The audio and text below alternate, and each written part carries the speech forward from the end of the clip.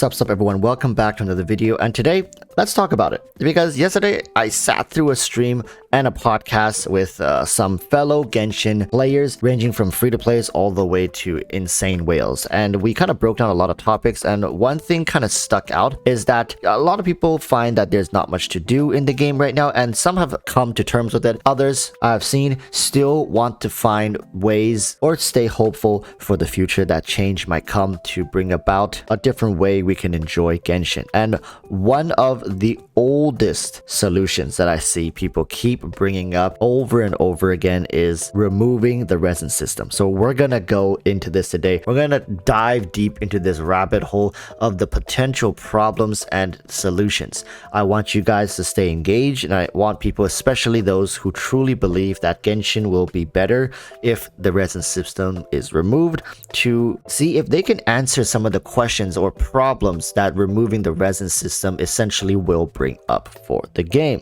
Okay, so with that said, name's EroticWalruss. We talk about this kind of stuff, both hypothetical and down-to-earth, realistic stuff for the most part, all the time on this channel. So stick around if you enjoy that kind of conversation. So when it comes to the resin system, it's definitely something that hinders players' progression. Its biggest service to the game, I guess, to Hoyoverse, is to limit the pace of progression.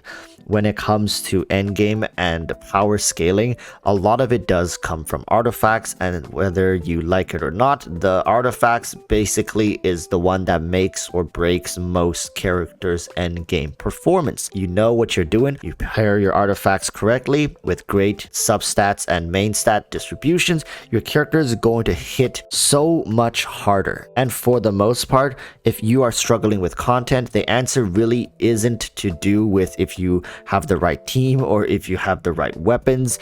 You can get the job done for the most part, even with a wacky, weird, off-meta, not really synergistic team, as long as you have the right artifacts. Because we've all come to know that if you want to beat the game, the threshold for damage isn't absurdly high. I mean, if you want a 36 star, it sure, we can say that's going to be very difficult. You have to really know how to pair teams together and how to build artifacts. But if you just want to clear Abyss 12, you can just throw a bunch of random characters together, maybe at level 80, some at level 90, and get some good artifacts on them. You probably can clear it, even if you have to use 5-6 minutes per floor. Now, in a way, a lot of people do want to say that resin is difficult for Hoyoverse to remove because of its monetary value within the game, right? You can say, well, Hoyoverse does rely on whales to continuously refresh resin to keep playing the game, so it kind of logs their hours as they go, and they don't let them power through it in just a quick couple of months playing 8 to 10 hours a day. Because let's be honest, there's at least one person watching this video who likely will sit here, play Genshin for 10, 12, 13, 14 hours in a day and just blow through the content like it's nothing. People, you have to understand, you people go through an entire patch's release of content in a few days when the patch drops. That's worrisome to say the least for a company like Hoyoverse. So that's definitely one thing people say. Well, yeah, Hoyoverse is going to lose out on money. But here's another problem that I need to propose to you guys, and I hope you guys can understand this, because this is a train of thought I need you to follow along with.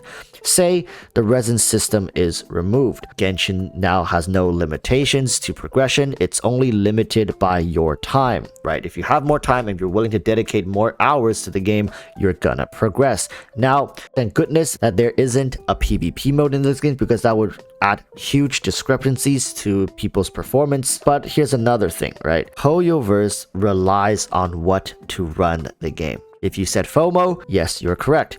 And how can you get players to have FOMO if you give them all the resources necessary to continue to progress in the game? A lot of the times, maybe a new event comes out or a new character comes out, you need new characters to feel like you are still relevant with the rest of the player base who are engaged in the new characters. They need that because they build the games around the characters. That's everything to them. So if they give you another reason to play the game apart from the characters, does that not shift the attention away from the FOMO effect? When you have everything riding on this single product and you channel your body and soul into it, in the case for Hoyoverse, it's important to not give the players another avenue of release. Now, a lot of you guys might say, well, Walrus, you're just highlighting how terrible of a business practice this is. And let me be clear with you guys. I don't support, nor do I think this is a good idea. I'm simply highlighting to you guys who are constantly commenting and screaming, just remove the resin system. Well, you see, if you remove the resin system, Genshin as its current model wouldn't function anymore. It completely breaks down. The magic is gone, which I guess for the players is a good thing, but you might as well just be telling Hoyoverse to close the servers. It's pretty much the equivalent. I'm telling you guys, there is almost no point in Hoyoverse putting in this much effort on their side to provide a service that will essentially be one of the best products on the market. Yes, Genshin is amazing, but I don't think Genshin now could safely say anymore it's the best product even in its own genre. I think if you did a poll, a survey, I think Genshin would still rank very highly, but to say it's the best action RPG open world gacha game, I don't think it's going to rank #1 in any of those genres, to be honest with you. The problem with Resin is also Hoyoverse's solution. It's that it's serving as a floodgate to prevent people from overshooting, from people getting their entire Genshin fill in the short period of a couple of months as opposed to a couple of years. If they can milk your time and segment it like how they do with the events from a couple of months maybe to a couple of years, then they've achieved their goal of not only milking your hours but also establishing a habit, essentially forcing you to establish a habit of logging on, doing your chores in Genshin, even if it's 5 minutes, even if it's 10 minutes. All they need to do is establish that habit. And a resin system is damn near perfect in getting you to log in and to do your little tasks. You can log in just to collect your Welcome Moon and log off and forget about your resin, forget about your commissions, just collect your Welcome Moon and screw right off.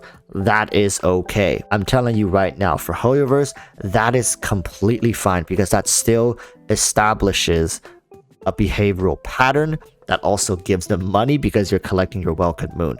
If you want to be lazy, Genshin can reward you for it. If you want to be committed to the game, Genshin will reward you for it. And it doesn't matter if you're a free-to-play or a whale. You either play the game and you wish you get lucky, or you don't play the game and then you spend money to get the things you want in the game because you didn't play it, so therefore you don't have as many natural resources such as Primo Gems, Mora, EXP books, or weapon enhancement ores. These are all things that you can end up paying for. So when people say remove the resin system or increase its yield per hour, these are all things that will heavily affect how Hoyoverse has set up their business model. And again, I keep telling you guys, do I support this? No. Do I think it's a good business practice to go this far to manipulate your player base, especially when they're mostly young adults or teenagers? These are people at their most vulnerable points in life, and they're being subjected to these kind of psychological manipulative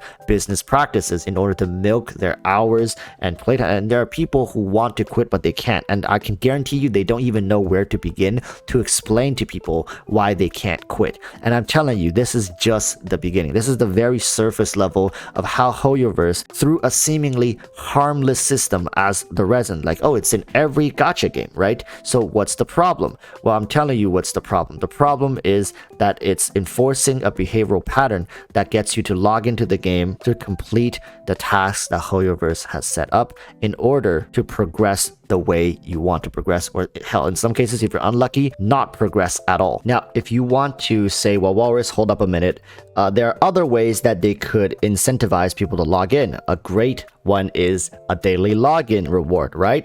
Isn't that an amazing thing that they could do? So this really doesn't add up what you're saying here, that they want you to log in so they can enforce a behavioral pattern. But listen, when it comes to other games that have great login rewards, you oftentimes will see that they have many avenues of content that they can access and enjoy. That's why they have a login bonus. It's so that they can level up these characters or level up more characters to have a diversification of their experience within the different game mode.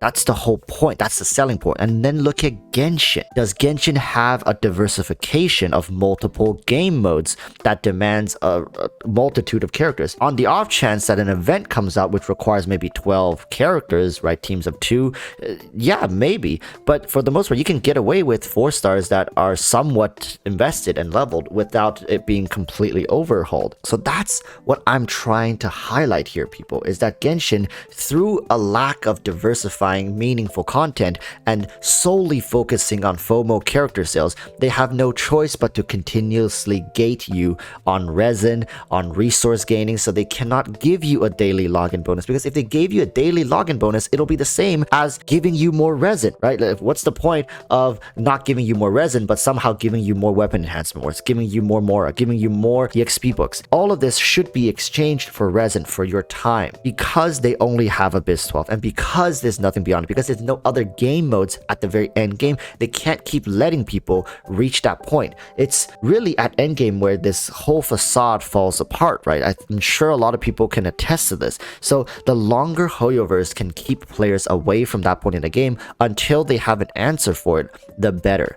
That's why it's set up like this. And yes, money is important. The monetary incentive to keep the resin system as it is important, but it's not nearly as important as gatekeeping players from a non-existent endgame, as well as establishing a consistent behavioral pattern like what a daily login should be doing. But because of Hoyoverse and their constraints of content, they can't give you a meaningful daily login bonus. I hope this has summed up everything quite well. If you have any more questions, leave it down below. So with that said, thank you guys so much. I look forward to your comments. I look forward to what you guys think about this, and maybe you guys will open up this discussion more in the comments down below. So until the next time, I urge y'all to stay safe and peace.